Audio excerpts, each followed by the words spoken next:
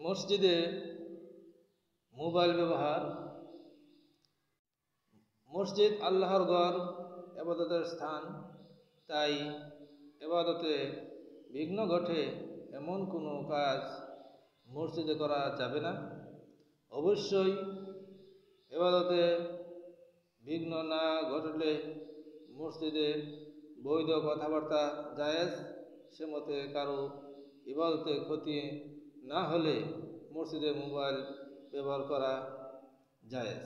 তবে মসজিদে অপ্রয়োজনীয় কথাবার্তা বলা থেকে বিরত থাকা উচিত।